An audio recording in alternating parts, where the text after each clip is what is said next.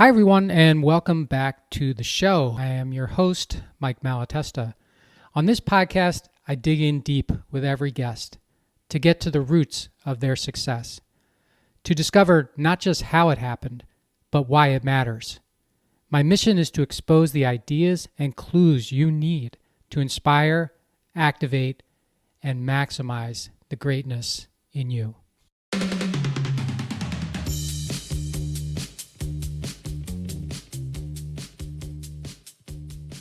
Hey everybody, welcome back to the How Did It Happen podcast, powered by Winject Studios. I'm so happy to have you here.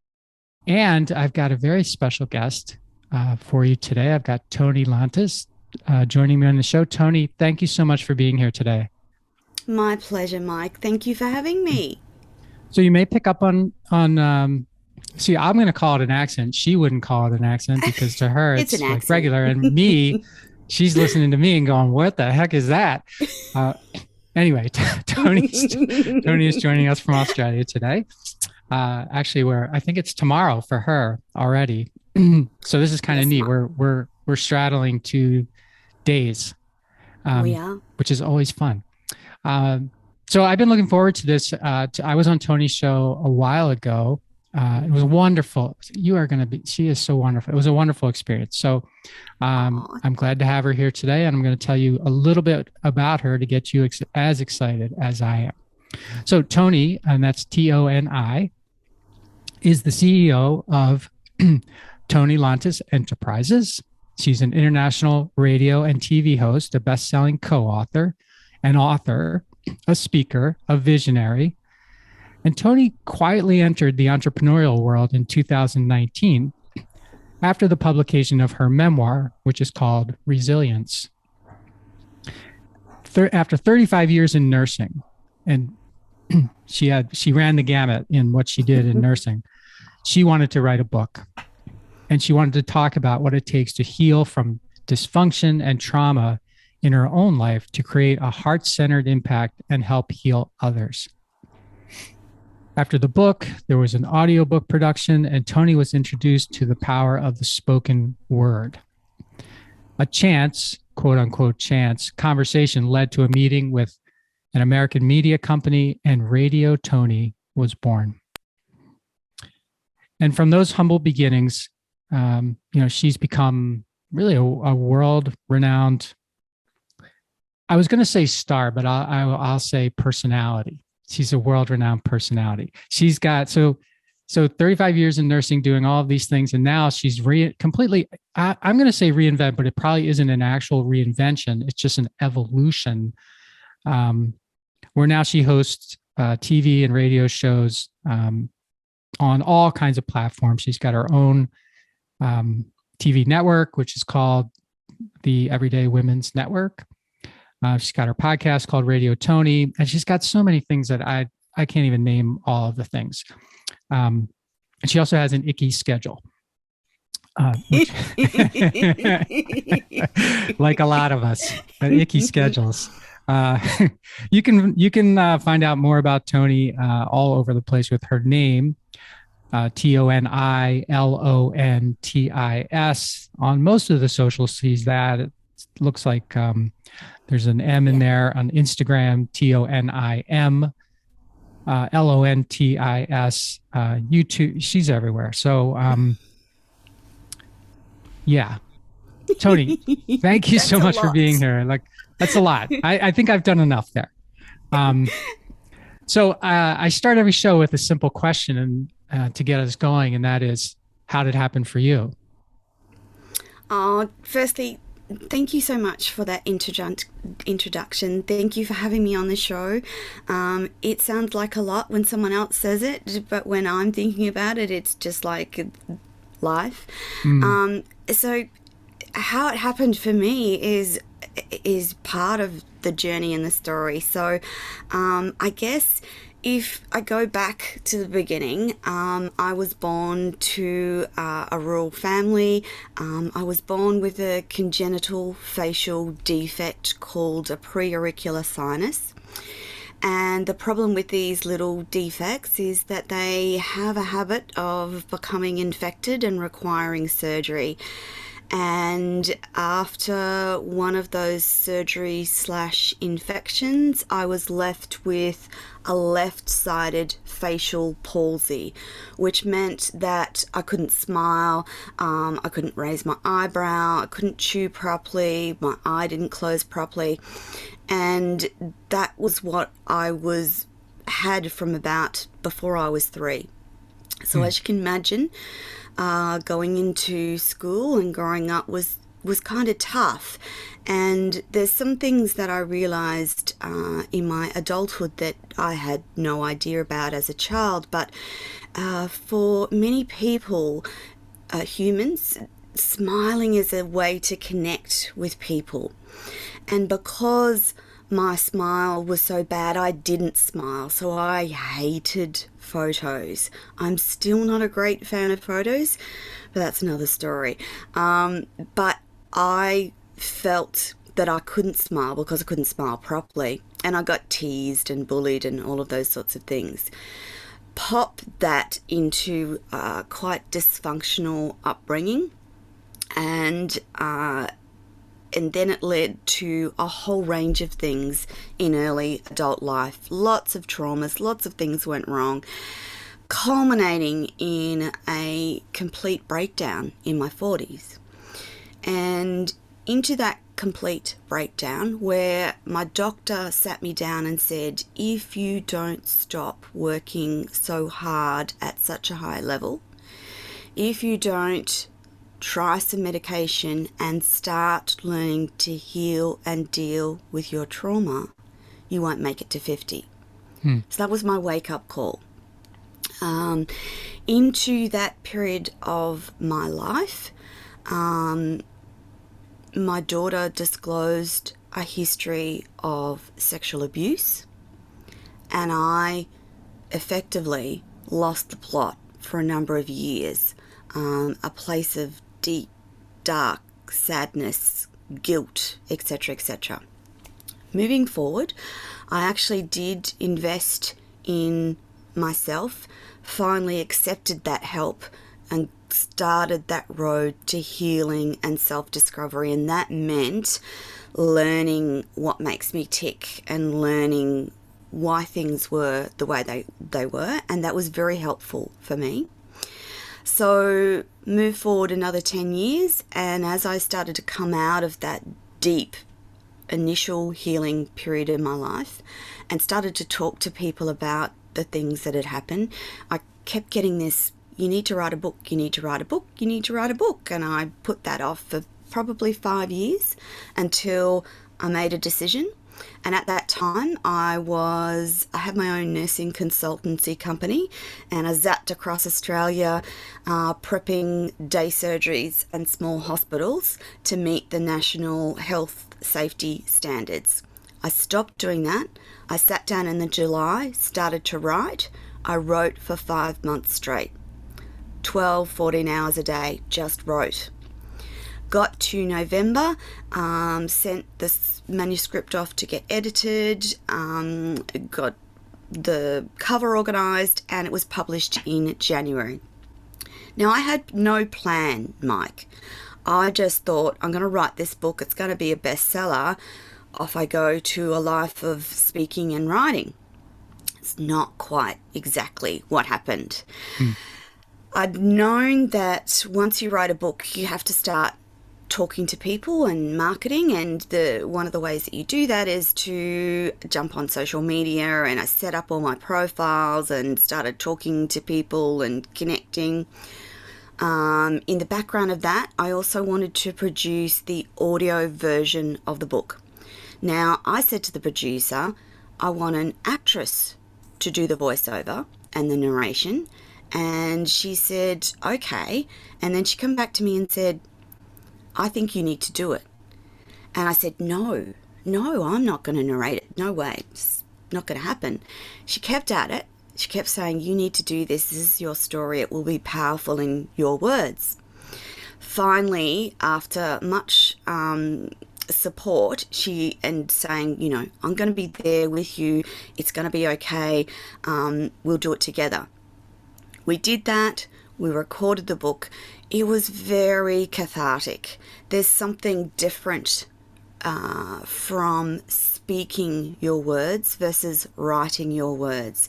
So there were lots of tears, and she was amazingly gentle with me through that process. But at the end of it, she sat me down and said, Toni, there's something about your voice, there's something about your story, there's something about your energy. You need to be in media. And I'm just like, no way. And she goes, podcasting might be a thing, or radio or TV. And I'm like, no. So at that period in my life, I was still working through a lot of stuff. I was still very shy, very introverted. I wouldn't pick up a phone and talk to someone that I didn't know unless there was an extraordinarily good reason to do that. So not the person you see today. But she encouraged me to get out there and talk to people. One of those conversations was with an American media CEO. And I actually just said, can you tell me about podcasting? What is this podcasting thing? And we had a conversation, and eventually he got back to me, said to me, why would you podcast when you can live stream radio across the globe and get a podcast as part of what you do? And I'm like, how's that work? So we had a few more conversations, and that's how Radio Toni was born. So he said, look, if you invest this amount of money for 12 months, you can have a show of your own. Here's the slot. Off you go. You can do and say whatever you want. And I just thought that was amazing. I thought that the ability to talk to a global audience in a one-on-one show was amazing. As I went through that process, and I spent the first 6 months, Mike, being sick behind the microphone. So every time I had a show coming up, I would be nauseous. Like, oh my God, I can't do this. I can't do this. And I kept doing it. Even though it terrified me, I kept doing it. Somewhere along that first 6 months, I discovered that once I was actually in the studio and talking to someone, the fear dissipated. And slowly people started to say, you create a really safe space for me to talk about my trauma, my business, my book, whatever it was that we were talking about. And I feel really safe. And I'm like, okay, so maybe this is okay. Maybe I can do this. And then my entrepreneurial brain kicked in, and I thought, if I want to keep doing this, it has to generate an income, because I can't keep paying for a show and it not generate an income. And so that started the Host Your Own Radio Show packages, where I helped people host their own radio show.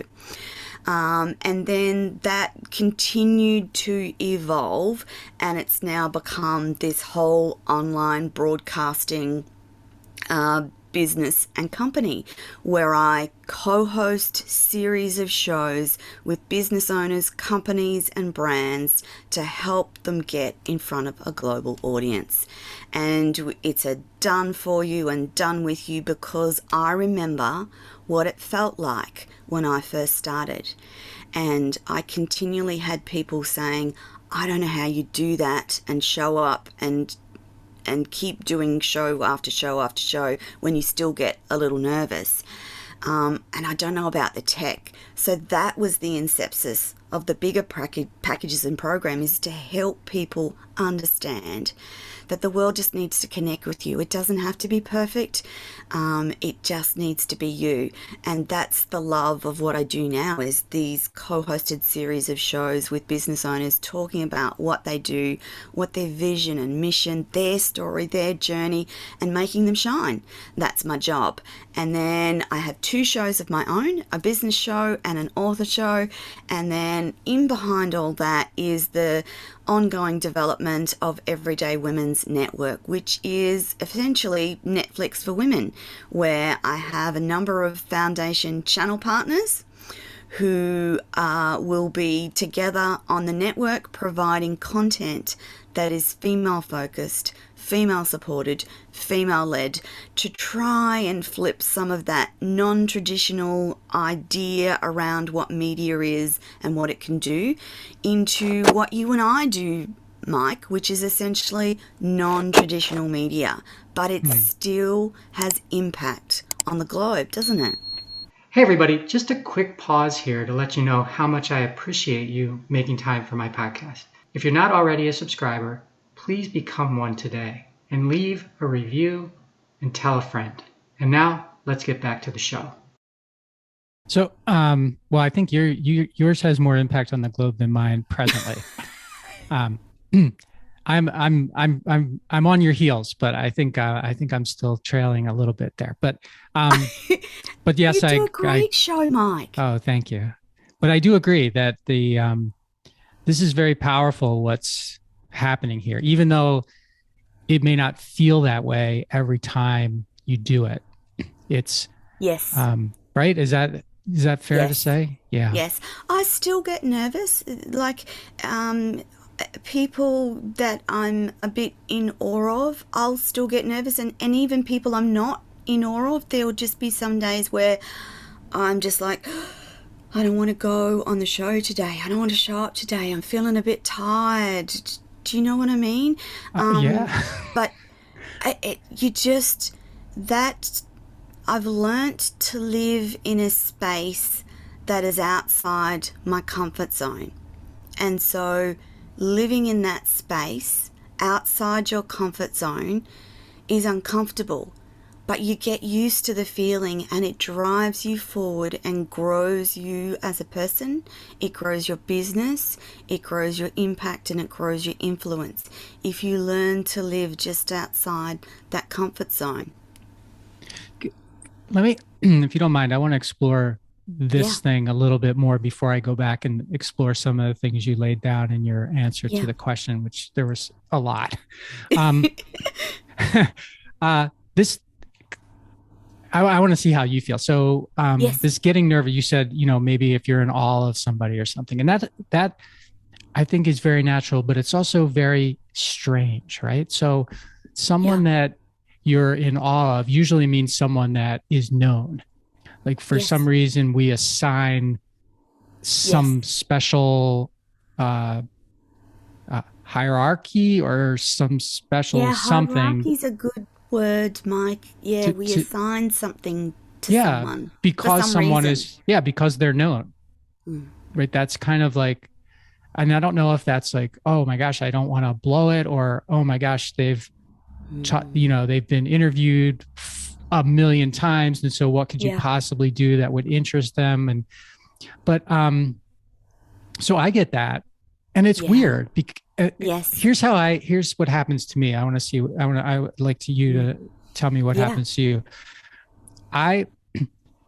In the run up towards, or the preparation towards, or the anticipation towards having a guest, my mind is just on its own telling me how I should feel about that. And most of the time it's telling me this is going to be fine. Don't worry. But sometimes it's telling me you better do this one good, because if you don't, it's going to somehow, reflect poorly on me.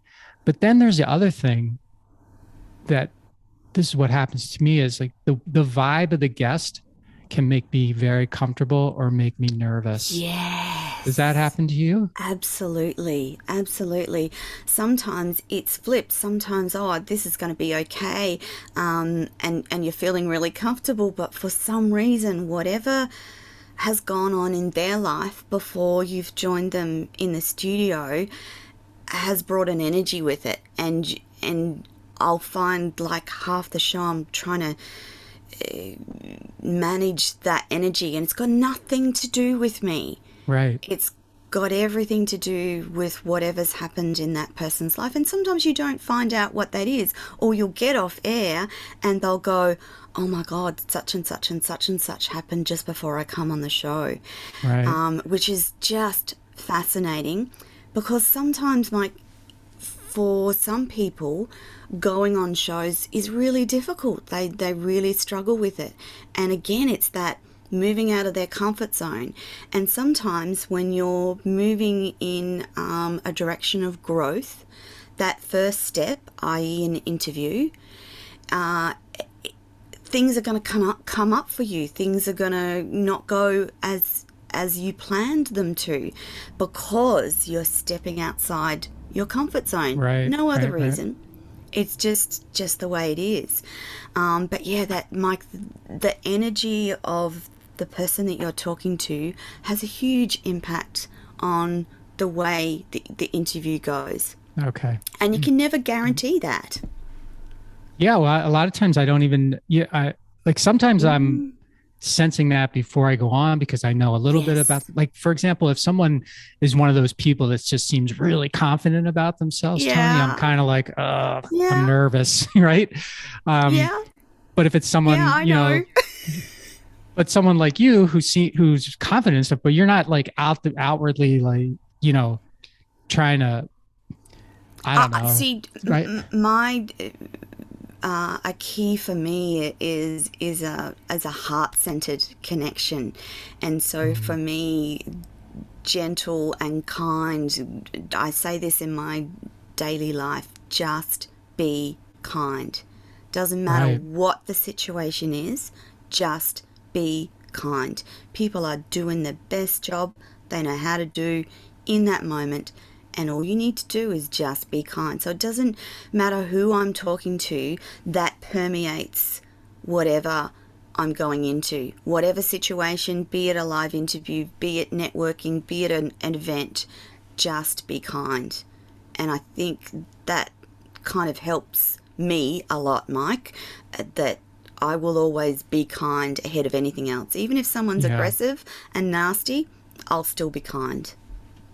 Me too. Well, I'd like to think that I am. So I'm going to say me too. It's not always easy. It's not, because sometimes you want to, to like give what you're getting sometimes. Yeah. Okay. Well, thanks for going down that little path with me. When you, I did an audio version of my book, and I read it as well. And so when you mentioned that, it's a long process, hey, Mike. Yeah, it's a long process. Yes, I don't know. Mine was like 6.5 hours or so, broken up over time to do it. Yes. And my book is short, on the short side. So when you mentioned the difference between reading your words and writing your words. And I was wondering, when you were reading your words in the audiobook, Toni, were there times where you were like really impacted in a way that you weren't when you had just written it? Correct. That was the most surprising thing for me, because by the time I'd written the book, I'd done a lot of healing and a lot of work on myself. And I'd started to do work on my mindset and that whole, changing your neural pathways, etc. But I was unprepared for the emotion I felt when reading some of those more difficult passages within the book. And I would just be overwhelmed with emotion, and we would have to stop recording, and I would have to have a big cry and then get up and get on with it again. I was unprepared to that, because by the time you get to that stage of a book, when it's published, you've read that story so many times. It's been edited and commented on, and you think that's you're all good with it. I didn't realize, as I'm speaking certain of those passages, there would just be overwhelming grief. And it took me by surprise. And again, a big shout out to my producer from Brisbane, audiobook, because she just was so beautiful in those moments. She would just stop. I would cry. She would hug me. I would breathe, and off we'd go again. But I was very much unsurprised and that was when I started to realize that there is power in the spoken word. Such power, and I never realized it until right at that moment.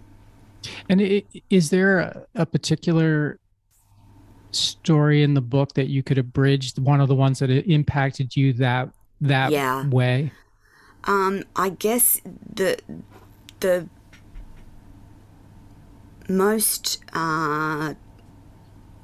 energy and traumatic moment was describing the lead up to my daughter's disclosure. So background, I'd been off work trying to recover from a major breakdown. It was about 5 or 6 weeks into that process. There had been a background of issues with my daughter, who I thought was just acting out her teenage years, and I thought that I was a bad mother. So in the background of this was I was about to marry the man that I'd been with for a substantial amount of time. I thought that he was my knight in shining armour, and that the only issues in our life was this wayward teenager who had anger and breakouts and all the typical rebellious teenager behaviour that we're familiar with. And I thought it was because I was a bad mum. Now, I'm not saying that I'm a perfect mum. I'm not even suggesting that at times I'm a good mum. I was an imperfect mum. However, into that scenario where I was in this very deep, dark place, my daughter went to lunch with myself and my best friend. Now, I was really excited about this lunch because my daughter and I had been essentially estranged, and a very difficult relationship, but she'd started to come home from work after everyone else had gone, and because I was now home all day, she'd come home in the middle of the morning and we'd start to have conversations, and that was making me really happy and grateful. And so when she came home this morning and said, "Oh, where are you going?" I said, "I'm going to have lunch with my best friend." And she said, "Can I come too?" I'm like, "Oh wow, this is awesome." Off we went to lunch. Now, my friend who had her own teenage abuse stories, had said to me, "Are you sure that someone's not hurting her?" We'd had that conversation in the preceding year at some stage. And I'd actually gone to my daughter and asked her that, and she'd said, no, everything's fine, school's tough, was her excuse, I think, at the time. At that lunch, my best friend was sitting across from my daughter, and we were eating and chatting and talking about wedding plans, and she just looked over to my daughter and said, "He's hurting you, isn't he?" And I think I dropped my fork, and I'm like, "Who's hurting you?" And I looked at my daughter's face, and in that moment, her whole pallor changed to grey.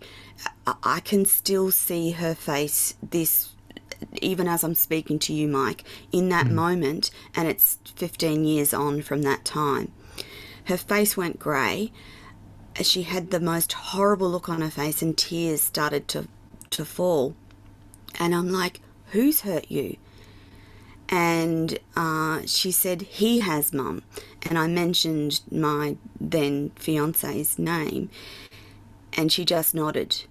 And that was the end of the lunch. And when I was narrating that story, I got to that point and just howled, because I just remember that moment so clearly.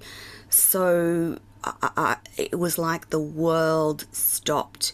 It's like the waves of blackness just crashed in on me, and I just couldn't breathe. I couldn't breathe. My friend reached across, grabbed my hand and said, I don't need to know anymore. I'm going to go. I'll talk to you again soon. She put her hand on my daughter's hand and said, you need to tell Mum what's going on. And I was just in shock from that moment on. We left, jumped in the car, started to drive home. My daughter grabbed the keys and said, you can't drive. As we started driving, I'm like, okay, so I thought perhaps he'd just touched her. I thought that it was that simple. It wasn't that simple, and what I'd learn over the coming days was truly traumatic. But when I was narrating the book in that moment, I remembered that moment, and then I started to remember what was coming after that. And there had been lots of therapy, lots of help, lots of counselling, lots of tears. But when I reread it out loud for the first time, there was just bucket loads of associated emotion and grief and letting go. And I'm so glad that I did that, because that was like the reading and narration of that portion of my story was like it was just released in that day at that time.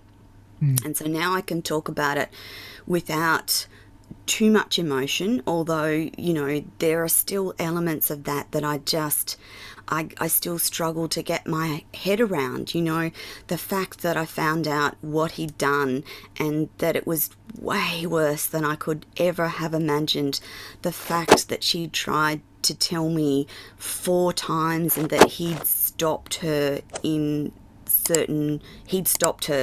that. Writing my book, Ownership, was one of the most challenging and rewarding experiences of my life. I did my best to share my stories and lay it all out there, and the response has been awesome. If you're looking for inspiration to help you create an amazing future for yourself, pick up a copy of the book, Ownership, How Getting Selfish Got Me Unstuck, on Amazon, and leave a review. So, Toni, thank you for sharing that, by the way. When you were writing the book, was that a story that you included right off the bat, or was it something that, because I know with my experience, there was some stuff that I didn't want to. Correct. You know. Yeah, there were lots of bits and pieces that I was really reluctant to write about, and I picked an editor who actually was a psychologist, and that was very intentional, because only she, like, with a psychology background, she would understand. But there were things that I didn't want to write about that were just so hard to write about. The disclosure was one, and then some of the actual events in my own life and in my daughter's life were really hard to write about, and I tried to only tell the portion of my daughter's story that was relevant to my story, because she will write her own story one day, and I didn't want to intrude on that, and I thought that the readers just needed a certain understanding of that, and yeah, my editor challenged me and said, you need to write a little bit more about this, and I would write back to her and say, I can't write anymore. I don't want to write about this. But she gently eased that out and then helped me with the words that made it right, if that makes sense. But it was tough. I had a similar experience, obviously a different story, but a similar experience with some of the things that I wanted to write about, because I only wanted to write about this deep on them, you know, and they kept saying, well, I think maybe there's like this much story there. I know. What's happening with your daughter now? So my nursing background meant that I had a pretty okay understanding of what to expect in terms of statistically. Abuse victims drug abuse, promiscuity, alcohol abuse, traumatized relationships. So I sort of knew what might be ahead, and made sure that she had access to counselling, which she was going really well, and life was going okay for her until the criminal trial, and he went to jail. However, 4 months after he went to jail, they appealed, and the Supreme Court judges let him out of jail, and the consequence of that on her and her life was pretty bad, Mike. So there were lots of things in her life from that point on that were pretty hard to manage. So, you know, cocaine addiction and the men that she allowed in her life was seriously scary dudes. I'm talking, you know, bikies and that sort of thing. That was incredibly hard to walk through. However, I can say at this point in time, she is thriving and she is great, and she has done, I am in awe of my daughter. Number one, for the courage it took for her to disclose in the first place. Number two, for the courage and tenacity it's taken to exact her own healing. And number three, for the fact that she still keeps learning and healing each and every day of her life and wants to be the best mum that she can possibly be and the best human. And her wisdom for a young woman in her 30s astounds me. It astounds me every day. And the most beautiful part of all of that is I'm so proud of her, Mike. I'm so in awe of her, and I'm so, one of my proudest things in life is that we have a close relationship now. And there's been bumps, loads and loads of bumps, and there's been incredibly difficult stuff to walk through, both for both of us and in terms of that mother-daughter relationship. But I'm just so glad that she's at this point in her time, in her life, that she recognizes and understands what her trauma triggers are. She has a good understanding, and her healing is at a point where she can mostly talk about things and not have the same level of impact and trauma. So I couldn't be prouder of her, Mike. She's doing really good. Really good. And statistically, I knew that would possibly not be the case. Sure. And there were enough suicide attempts throughout that period of time for me to be very grateful that she's still here. Okay, I'm glad that that's where you ended up. I wasn't sure when you first started there where we were going to end up. Yeah. Would you mind if I asked you two more questions about this? Absolutely. And if you don't want to answer them, just tell me. But the first one is so you find this out. How do you deal with your fiance? So this was 2 weeks before we were to get married, Mike. My gosh. In the middle of a breakdown, like, just talk about battered. I was battered. However, I was really blessed in that moment because instinctively, apparently, I did the 3 things that are most important to the success of getting through from a victim's perspective, 3 things that ensure that they start the healing process. Number 1, I believed her without question. And I loved this man. This is the man, Mike, who that very day hugged me at the front door, told me how much he loved me, and said he couldn't wait to be married. So this is the duplicity of perpetrators. Wow. So he's living 2 lives. One is convincing me that he is the best thing since sliced bread and keeping me unaware of what is happening in the background. So in that moment, after we left our lunch that day, I called the police, number 1. I messaged him and said, I know everything. I didn't. Wedding will be cancelled. Never come near me or my children again. So that's what I told him on that day. And thirdly, I rung my parents. Now, according to the child protection officers, that's exactly what you are supposed to do. I didn't know this. That's what I did. I can't tell you where that come from. I can't tell you why. But I needed to talk to the police, number one. I needed to make sure that he never come near us again, and that's a whole other story.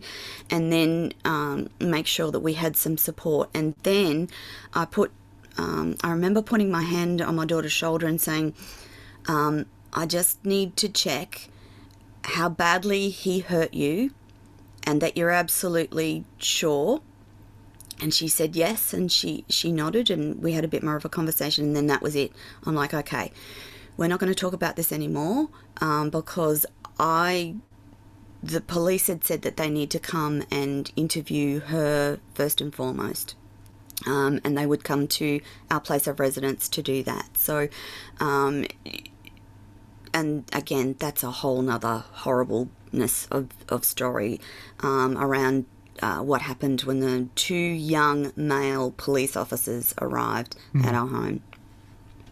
Okay, well, I'm not going to dig into that one, but the other question that I had for you was, how have you come to be able to trust people after going through an experience like that? Or do you? There was, so number one, I'm very trusting. That's a fundamental part of who I am. I'm very trusting.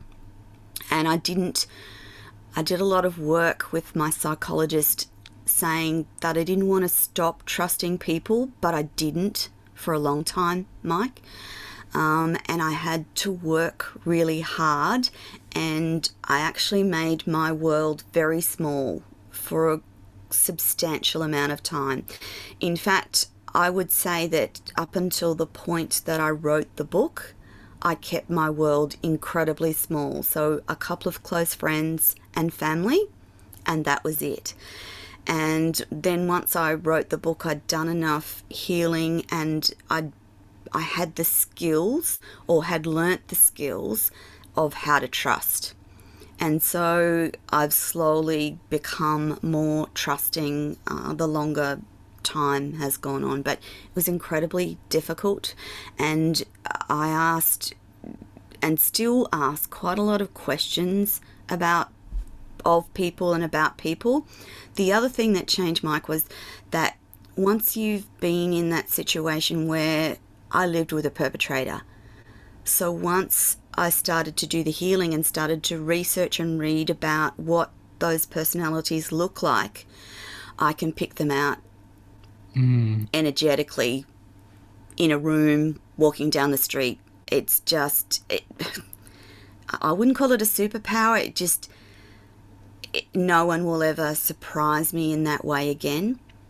And that was very important to me, because even though the children are now adults and grown up, there's grandchildren, and I want to know if I'm with my grandchildren if there's someone unsafe around. And my spidey senses are very good at that now, whereas they wouldn't have been before. So, but very hard to learn to trust again. And there's still moments where I have to take a deep breath and go, it's okay. They've said they're going to do X, Y, Z. Allow them the space to do X, Y, Z.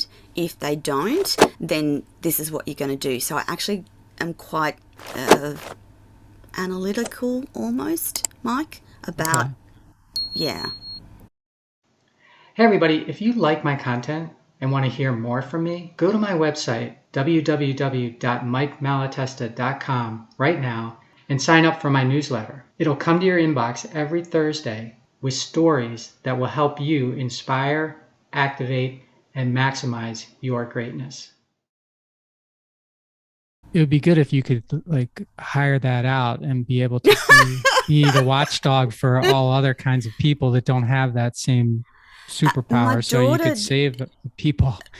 My daughter is the same too. If we're together, and it's happened so many times that I don't doubt it anymore, sometimes we're together, like in just a normal situation, a shopping centre for instance, and she'll just grab my hand and go, Mum, let's go this way. I don't like that man. She Mm. just, which is good and bad because you're never going to go up to the guy and go, you're a perpetrator. Yeah, Like, of do course. you know what I Yeah, mean? sure. But she backs away. Like for her, it's an energetic feeling around a certain person, and she just backs away. Mm. And I respect and acknowledge that that's what happens. The other thing is, Mike, that I didn't realise, and this is an important point to understand for your listeners, is that if you have any sort of trauma in your life that is ongoing or not dealt with, you are vulnerable. So what I didn't realize was that at the time when I'd met this man, I was a young single mother with two children. And I didn't understand that that makes me vulnerable in this world. And if you're vulnerable in this world, you need to take additional protections around you and your family.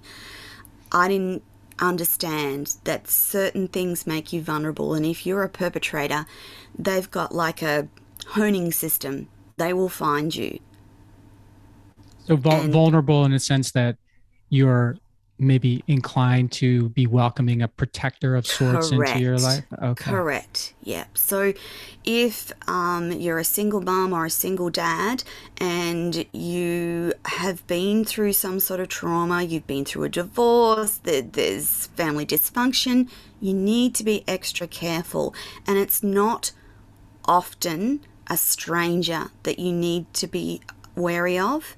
It's those people in and around you, often very close to you, that you have to just be aware of signs and things. And I wish that we talked more openly about this in society. And I wish that I could get with every single young woman that has children and go, okay, you're vulnerable just by the fact that you're a single mum. That's a Hmm. vulnerability to begin with because you're doing life by yourself. So here's what you need to do to make sure that you and your children are safe. Never allow them to be anywhere or and alone with someone you don't know, ever. That, Hmm. and just be really protective of their time and space. Well, thank you for sharing that. It's horrible that you need that. Yeah. It's horrible Yeah. Yeah. that you need that, but um, hmm.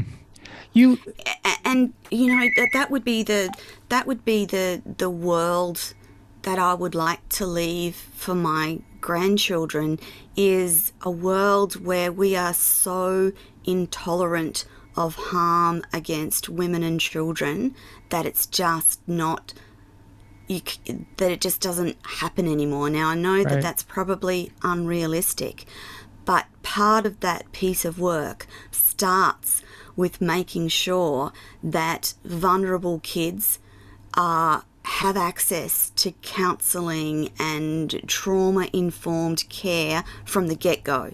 Because we know statistically perpetrators come from trauma of some description. Right. Yep. Yep. That's Yep. why they're perpetrators. So if we dealt with that in a very real way from the get-go, we would circumvent some of these crimes. Of course, we're not going to get all of them. You're not going to get this. You're not going to prevent psychopathic behaviour, but some of these perpetrators and that do evil to children and women, we would stop that happening because their trauma would have been dealt with when they were younger and when they were a child and they had access to services and help, etc., etc. And I know that's probably a utopian world, but that's what I would love for my grandchildren. Yeah. It's So that you and I are not having this conversation, yeah, Mike. right, You right, know? right, right. That would be Yeah. super. So you you mentioned at the beginning this condition that you had, and being Yes. bullied as a kid and all that, and not wanting to take photos and not Yeah. smiling. But you have such a wonderful smile. When did you learn how to smile and be okay with it? So, absolutely. So, up until you'll love this story. I love telling it. Up until I was 40, I was still very lopsided. My smile was still very lopsided. As I started to do that healing and self-discovery work, these nerves in the bottom of my face started to rejuvenate. Now, that's the weirdest, strangest thing. I remember the day when I felt the first twitch, and I'm like, oh my God, what's that? Oh my God, what's that? And they used to twitch, and then I developed a dimple, and then I started to be able to smile better than I'd ever been able to smile before. Now, I still can't raise this eyebrow, like it doesn't raise like the other side, and this eye still is a little bit kind of droopy, but for the most part, I can actually smile and engage, look at myself in the camera and be, okay, this is me, not perfect, but it's okay. But that didn't happen until my 40s, Mike. These little nerves, and I remember going to a neurosurgeon, and he said that it was a possibility that the nerves would regenerate, but they didn't hold up any hope. So apparently the seventh facial cranial nerve was the one that was damaged / cut in the trying to deal with that very bad infection when I was a child. And it's the biggest gift. Like, when I discovered that I could smile and giggle and laugh, that's one of my favorite things to do, because when you smile, it's unconscious, and you probably don't even feel your facial muscles working. When I smile, each and every time I smile, I can feel my muscles kicking into action, and what a gift. Like, who else can say that? But I can, because it's, I feel it moving. I can, and I don't on this side. This side's normal, obviously, but this side, I can feel them. And when I get tired, they still twitch, by the way. But for the most part, the discovery of having a smile, and for people to actually say to me, you've got a beautiful smile, earth-changing, Mike. Like, how good is that?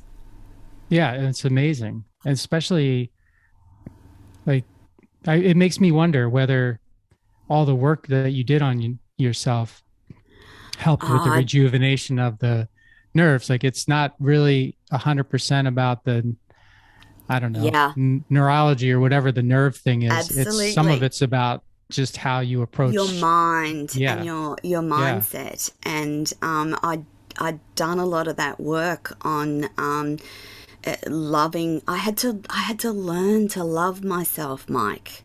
Like, self-love and self-belief. I had to learn that in my 40s. Because in my 40s, I just thought I was trash. I'd stuffed up my life. I'd partnered with this person who hurt my daughter. I didn't think very highly of myself at all. That took a lot of work. And I absolutely believe that there is a link between your mind and your body. And the more healthy your mind is, the more healthy your body's going to be. So I absolutely believe that they're intrinsically linked. And I will continue to keep working on myself to be the best person I can be. This gift at 40 to smile, or partially smile, I didn't have photos that I looked at and felt happy with until I was 50. Those were the first photos I looked at and thought, okay, not too bad. All the other photos I would just pick to pieces and criticize and hate on myself. And it's life-changing to learn that you are a valuable, beautiful, unique human being, that you have a unique purpose and mission, to discover what that is and to be imperfect in the presentation of that and go on and go through life. What a gift. Yeah.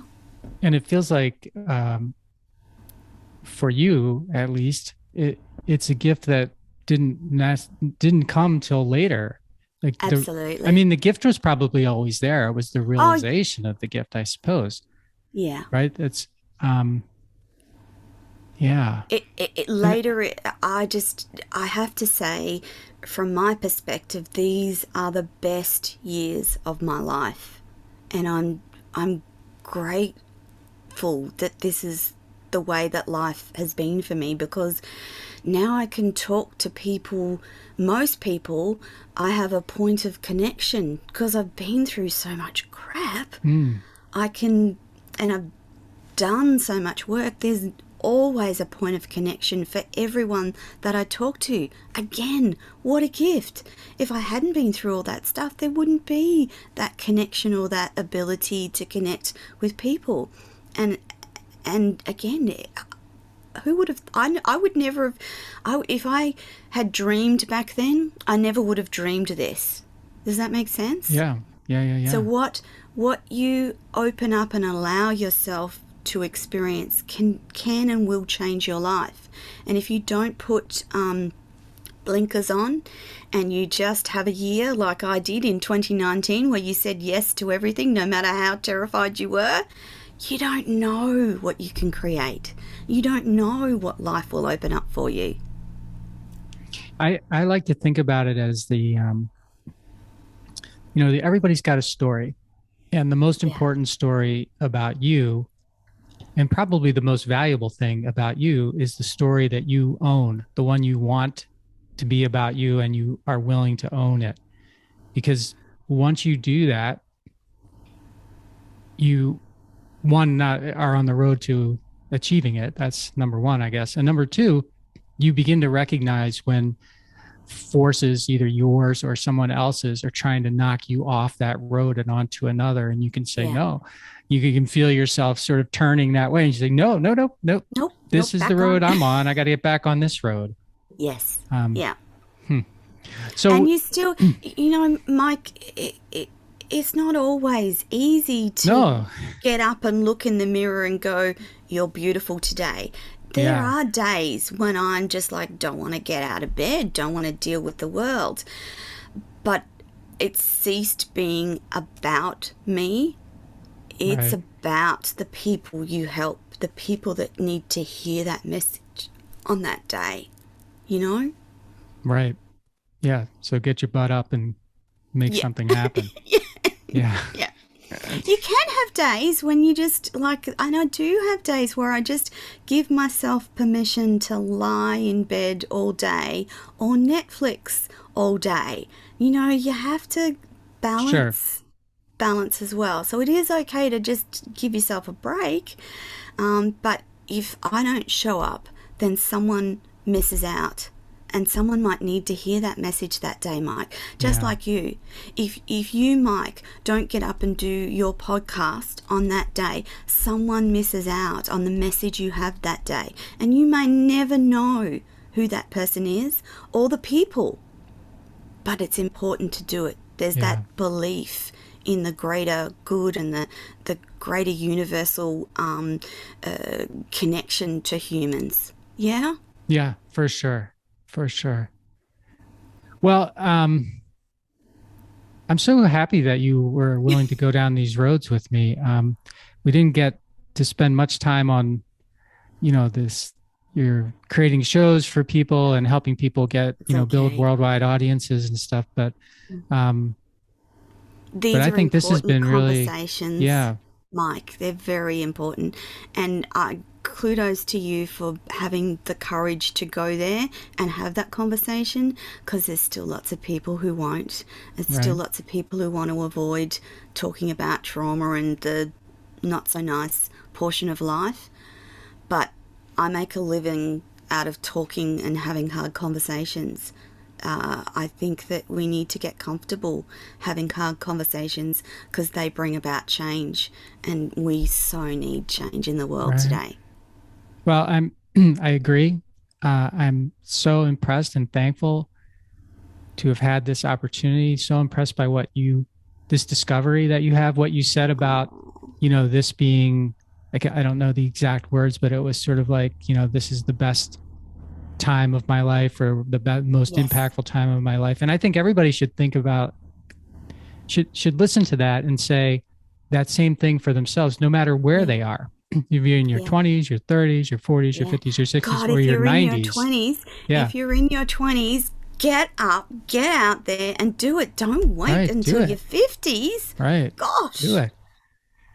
So, Toni, thank you. Is there anything you want to end with here before we sign off, or? I'm just really grateful for the opportunity to speak to you, Mike. If you want to find out more, jump on to ToniLontis.com, ToniLontis.com. You will find loads of information, lots of resources. I've got a little gratitude thing. I've got Heal Your Inner Child free ebook. I've got some hope therapy courses.